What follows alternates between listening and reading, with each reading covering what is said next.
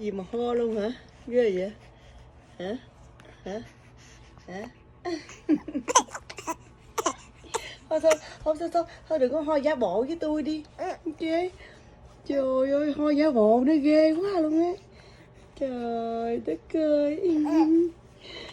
Sao? Ừ. Làm gì mà phải chi vậy? Mà tại sao phải ho giả bộ vậy?